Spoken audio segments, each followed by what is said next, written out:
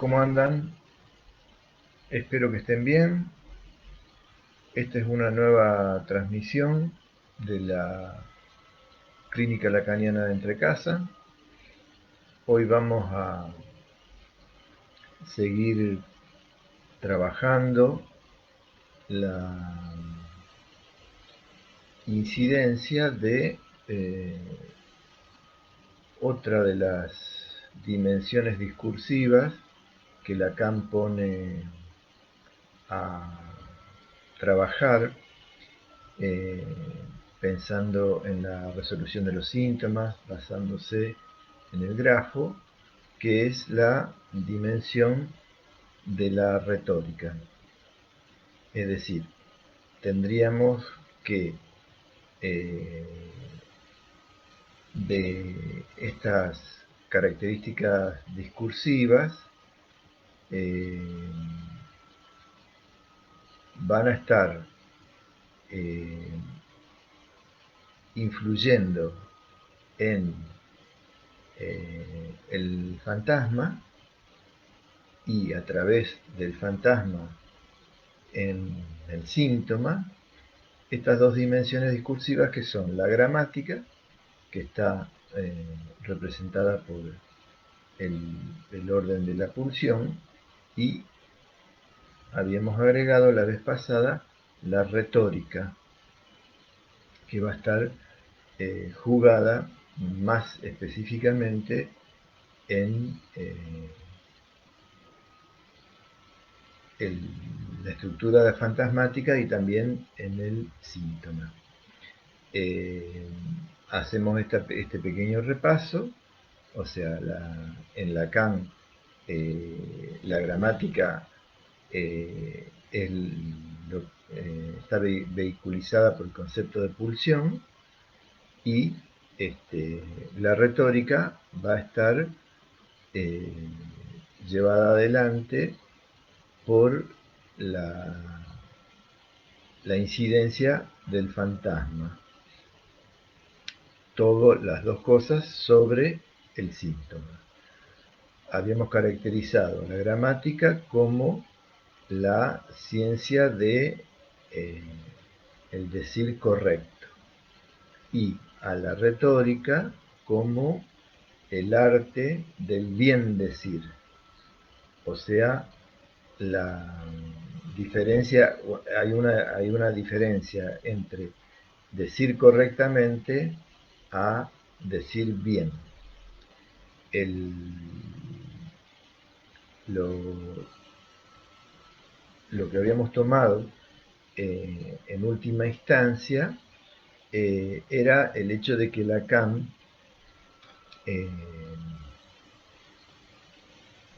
generaliza a todo proceso simbólico, o sea, lleva al orden de lo discursivo la influencia de los tropos o las figuras retóricas, de modo tal que llega a plantear que en el discurso efectivamente pronunciado, aquello que es tropo o figura, ya hablamos algo de eso, se corresponde con los mecanismos propios del inconsciente, ¿está? Incluidos los mecanismos de defensa. Es decir, Lacan plantea que en el orden discursivo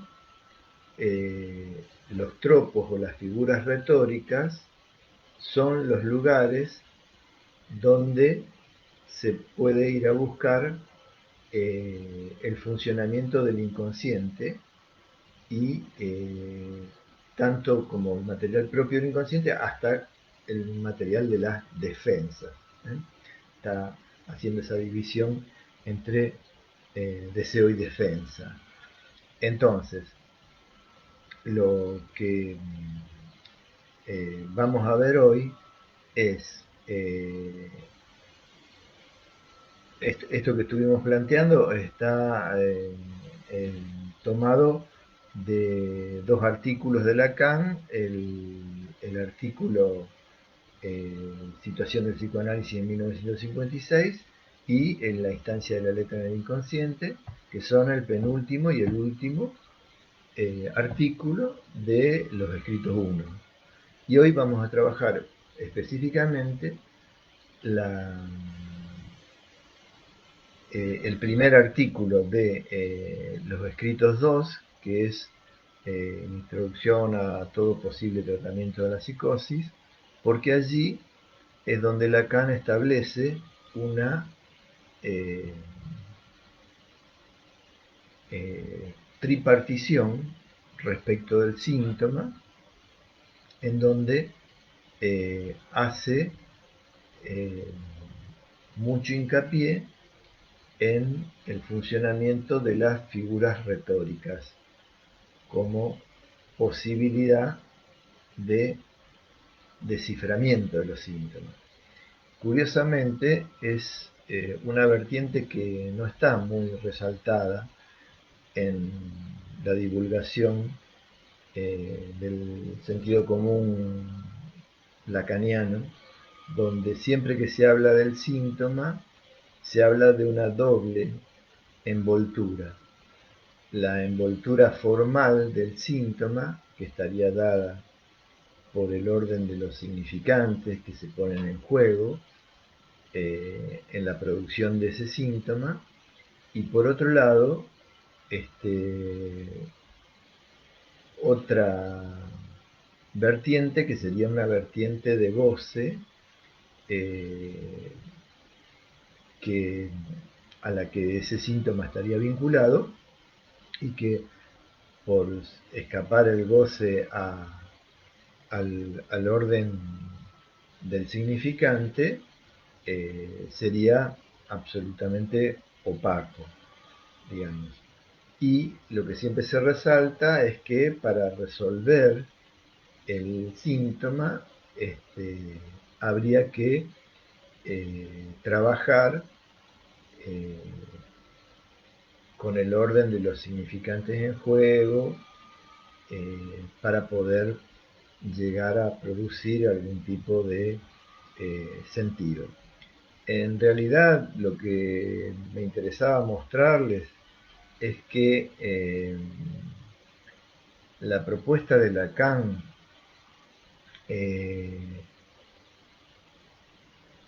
respecto a la resolución de los síntomas va un poco más allá a esa doble vertiente, la de los significantes o la envoltura formal y la del goce, porque pensándolo, digamos, el goce es lo más opaco, digamos, uno puede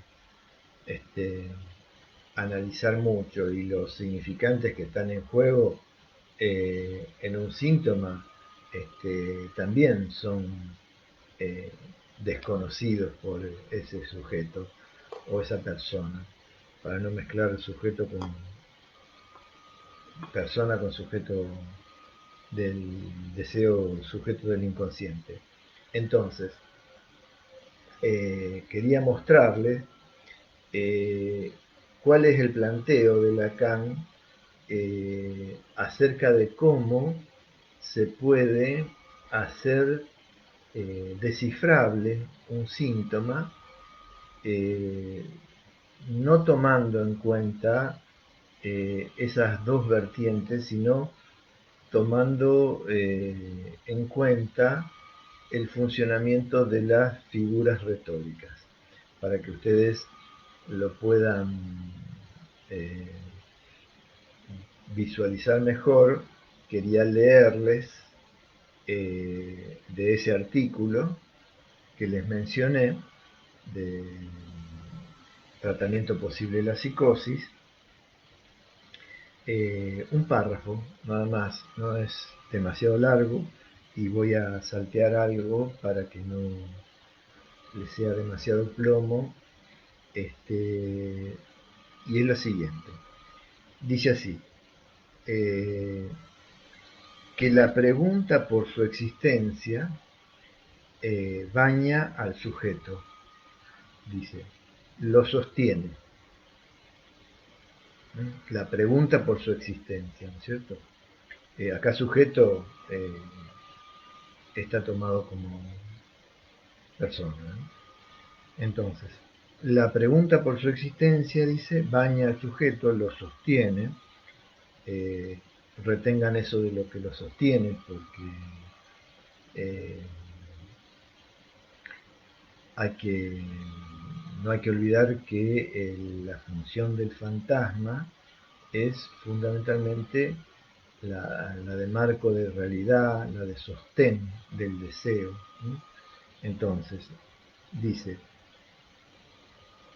que la pregunta por su existencia baña al sujeto, lo sostiene, lo invade, incluso lo desgarra por todas partes, es cosa de la que las tensiones, los fantasmas con que el analista tropieza, le dan fe. ¿Tá? Y aún falta decir, dice Lacan,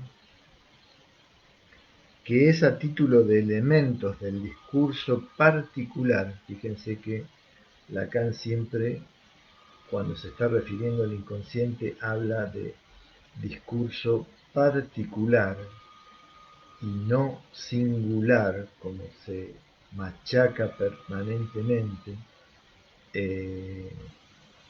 Dice, es a título de elementos del discurso particular, como esa pregunta en el otro se articula. ¿Se entiende? Es decir, hay una pregunta respecto de la existencia que sostiene a alguien, inclusive lo desgarra, y esa pregunta respecto de la existencia es una pregunta que se articula en elementos particulares, ¿tá?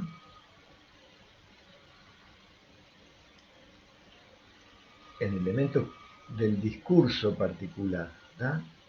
Esa pregunta se articula en elementos del discurso particular que está en el otro. ¿Se entiende? Sí. Eh,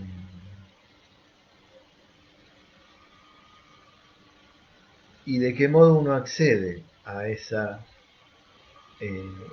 pregunta, digamos, que se articula en elementos del discurso particular que habita en el otro? Dice, pues es, y esto es lo que me interesaba poder leer junto con ustedes, dice, pues es porque esos fenómenos se ordenan en las figuras de ese discurso, por lo que tienen fijeza de síntomas. Vuelvo porque es para leerlo despacito. Entonces,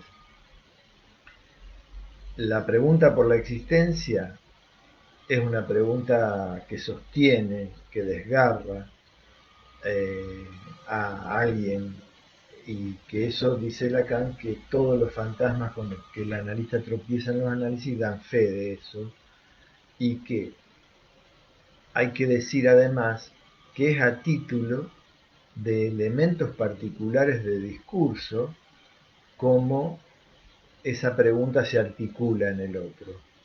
¿Tá? Es decir, elementos particulares de discurso, no elementos singulares. Particulares quiere decir referidos a cada quien. Eh, y la parte que más interesa es que esos fenómenos se articulan o se ordenan en las figuras de ese discurso. Entonces, lo que hay que fijarse en ese discurso es en el modo que las figuras de ese discurso están ordenadas. Las figuras son justamente los tropos. Las figuras son las figuras retóricas. ¿Se acuerdan que dijimos que Lacan dice que, bueno, que en las figuras retóricas es donde hay que ir a buscar el inconsciente? Entonces dice, como esas figuras o esos fenómenos se ordenan en las figuras de ese discurso, eh, es por lo que tienen fijeza de síntomas. ¿Está? Lo decisivo para el síntoma es que se ordenan en figuras retóricas y eso le da la fijeza del síntoma. Dice, y además es por lo que son legibles, o sea, y se resuelven cuando son descifrados. A lo mejor lo leí demasiado rápido, esto no es sencillo, pero estamos queriendo decir que el planteo de Lacan es que para descifrar un síntoma no va por el lado de la envoltura de los significantes o por el lado del goce, sino que lo que hay que fijarse es en las figuras retóricas del discurso particular que se arma respecto de la existencia en el otro y que por el hecho de que están los fenómenos se ordenan en esas figuras del discurso, es por lo que tienen fijeza de síntomas y por lo que son legibles y se resuelven cuando son descifrados. ¿Está?